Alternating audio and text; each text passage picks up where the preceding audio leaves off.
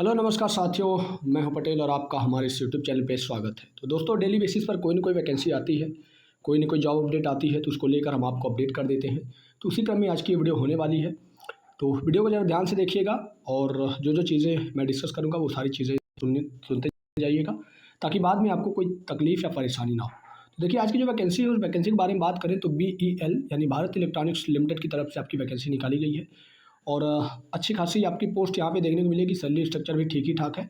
और आज की इस वीडियो में क्या क्या टॉपिक हम कवर करेंगे, तो सबसे पहले अगर हम बात करें तो यहाँ पर आपको टोटल पोस्ट, रिटन एग्ज़ाम और कट ऑफ क्या जा सकती है, सैलरी स्ट्रक्चर क्या है, ये सारी चीज़ें एक एक करके हम डिस्कस करने वाले हैं। ठीक है, तो चलिए वीडियो की शुरुआत करते हैं।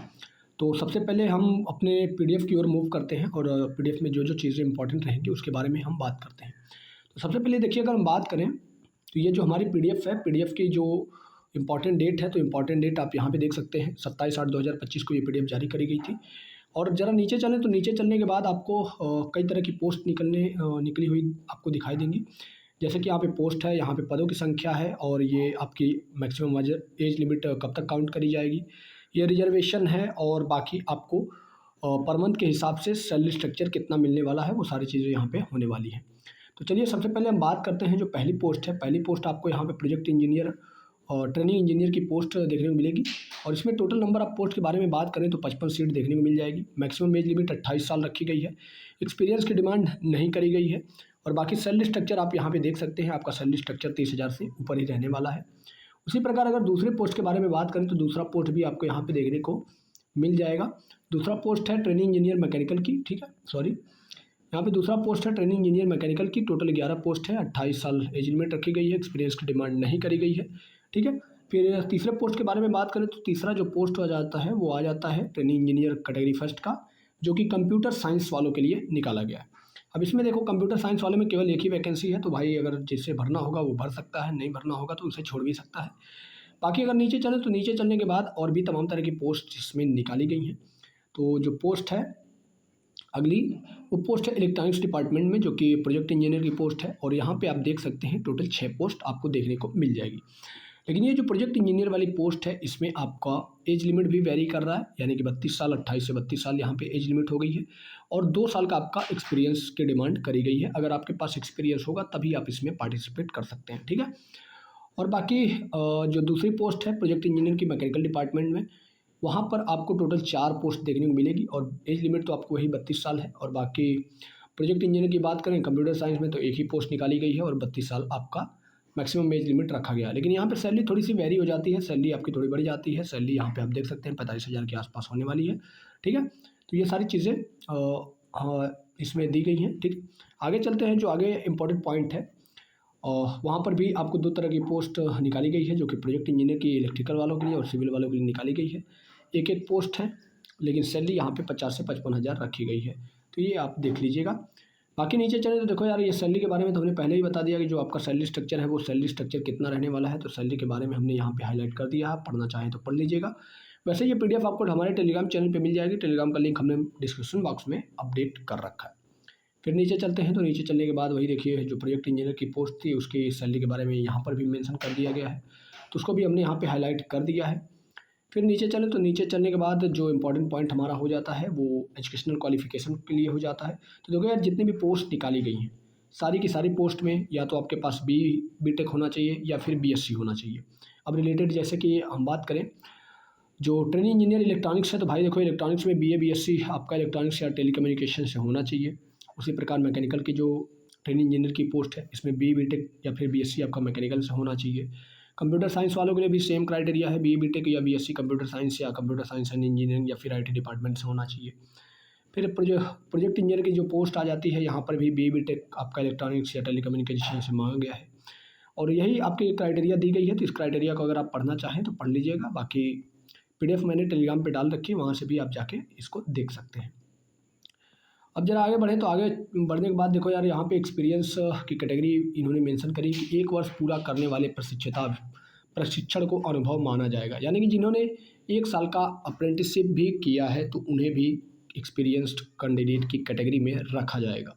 इसीलिए मैं कहता हूँ कि अगर आपके पास जॉब नहीं है, आप फ्रेशर कैंडिडेट हैं और आप चाहते हैं एक्सपीरियंस लेना, तो आपको तुरंत अप्रेंटिसशिप बहुत सारी गवर्नमेंट के रिगार्डिंग, पीएसयू के रिगार्डिंग आपको अप्रेंटिसशिप देखने को मिलती हैं और हम अपने इस चैनल पे उसको अपडेट भी करते हैं। तो मेरा यही सजेशन रहता है कि अगर आपके पास फाइनेंशियल प्रॉब्लम है या फिर आप फ्रेशर कैंडिडेट हैं, तो आपको अप्रेंटिसशिप ज्वाइन कर लेनी चाहिए। 1 साल के बाद आपको एक्सपीरियंस मिलता है, तो उस एक्सपीरियंस के बाद आप फ्रेशर कैंडिडेट नहीं रहते, आपका फ्रेशर का टैग हट जाता है, ठीक है। और यहाँ पे आपका कुछ दिया गया है, जैसे कि इलेक्ट्रॉनिक्स के डिपार्टमेंट में आपको क्या-क्या चीज़ें होती हैं, कैसी चीज़ें होती हैं, वो सारी चीज़ें आप इसमें पढ़ना चाहें तो पढ़ लीजिएगा। मैं इसको स्किप कर रहा हूँ, क्योंकि अगर मैं इन सारी चीज़ों को डिटेल में डिस्कस करूँगा तो वीडियो थोड़ी लंबी हो जाएगी, जो कि मैं नहीं चाहता। अब देखो, आपको अप्लाई कैसे करना है, तो अप्लाई करने के लिए यहाँ पे क्या प्रोसीजर रखा गया है उसके बारे में ज़रा चर्चा कर लेते हैं। तो यहाँ पर आपको एक लिंक दिख रहा होगा, सिंपली आप इस लिंक को टाइप करेंगे या फिर पीडीएफ के रिगार्डिंग इस लिंक पर जैसे ही क्लिक करेंगे तो आपको एक वेब पेज खुलेगा, एक गूगल फॉर्म खुलेगा। उस गूगल फॉर्म को आपको भरना होगा, ठीक है। और गूगल फॉर्म को भरने के बाद जो इसकी लास्ट डेट रखी गई है, तो लास्ट डेट के बारे में भी इन्होंने मेंशन कर दिया है कि 28/8/2025 से लेके 12/9 यहाँ पर आपको डेट देखने को मिल जाएगी। इसके बीच ही आपको उस गूगल फॉर्म को भरना होगा और भरने के बाद आपका वॉक इन इंटरव्यू होगा या रिटन टेस्ट होगा, ठीक है। तो उसी के बारे में यहाँ पर आपका प्रोसीजर दिया गया है। आप प्रोसीजर पढ़ना चाहें तो ये सारा जितना भी प्रोसीजर है ये नीचे आप पढ़ सकते हैं, लेकिन मैं उसे पढ़ नहीं रहा हूँ। जो इम्पोर्टेंट पॉइंट है मैं उसी को बारे में बात कर रहा हूँ। अब जरा देखो, अगली पॉइंट जो आ जाती है, अगली पॉइंट के बारे में हम बात करें कि आपका सिलेक्शन कैसे होगा और मोड ऑफ सिलेक्शन क्या होने वाला है। तो देखो, यहाँ पर आपको एक टेबल दिया गया है। ये है आपका रिटन टेस्ट जहाँ पर कंडक्ट होगा और रिटन टेस्ट की डेट भी आपको यहाँ पे मेंशन कर दी गई है, 14/9/2025। और ये आपका सेंटर है, यहीं पर आपका रिटन टेस्ट होने वाला है और 9 बजे आपको रिपोर्टिंग करना पड़ेगा। तो यहाँ पर सभी डिसिप्लिन के लिए रिटन टेस्ट के बारे में भी बता दिया गया है, तो रिटन टेस्ट के लिए भी आपको तैयार होना होगा अगर आप इसमें पार्टिसिपेट करते हैं। फिर यहाँ पे बात करें तो देखो यार, यहाँ पे 100 नंबर का ये होगा, जो भी आपका प्रश्न पत्र होगा, और बाकी 1/4 की नेगेटिव मार्किंग होगी। तो ये सारी चीज़ें आप अपने दिमाग में डाल लीजिएगा। और यहाँ पर एक और पॉइंट आपको देखने को मिलेगी जिसे मैंने हाईलाइट कर रखा है कि रिटन टेस्ट होगा और इंटरव्यू होगा, और ये दोनों चीज़ें आपकी हैदराबाद के अंदर होने वाली है। तो इस चीज़ को भी ध्यान आपको रख लेना चाहिए।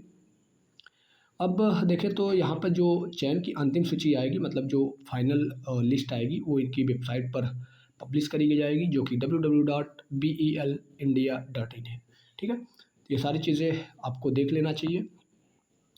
और आपके आवेदन शुल्क कितने होने वाले हैं, मतलब कि जब आप फॉर्म भरेंगे तो आपको कितनी फ़ीस देनी होगी, उसके बारे में बात कर लें।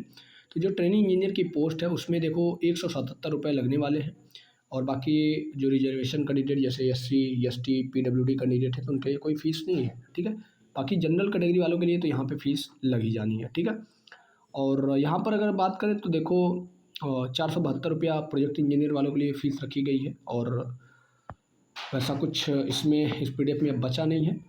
यहाँ पर भुगतान के लिए एक लिंक दे दिया गया है, मतलब जब आप पेमेंट करेंगे तो पेमेंट आप किस बिहाफ पे करेंगे, तो यहाँ पर आपको एक लिंक मिलेगा। इस लिंक को जैसे ही आप क्लिक करेंगे, आपको भुगतान के लिए एक QR कोड या फिर कोई ना कोई मेथड जनरेट हो जाएगा, जिसके माध्यम से आपको भुगतान करना होगा। तो फिलहाल इसमें जो चीज़ें थी वो सारी की सारी चीज़ें हमने लगभग कवर ही कर ली हैं, और वैसा कोई पॉइंट बचा नहीं है जो मतलब हमें डिस्कस करना चाहिए। तो उम्मीद है आज की ये जो वीडियो है, ये वीडियो आपको पसंद आई होगी, और ऐसी तमाम तरह की वीडियोस और अपडेट पाने के लिए हमारे साथ जुड़े रहिए। चैनल पर नए हैं तो चैनल को सब्सक्राइब कीजिए, और टेलीग्राम से नहीं जुड़े हैं तो टेलीग्राम से जुड़ जाइएगा, लिंक हमने डिस्क्रिप्शन बॉक्स में दे रखा है, और आपको ये PDF वहाँ पर डली पड़ जाएगी, मिल जाएगी, ठीक है। तो मिलते हैं दोस्तों एक नई वीडियो के साथ, तब तक के लिए दीजिए इजाज़त, धन्यवाद।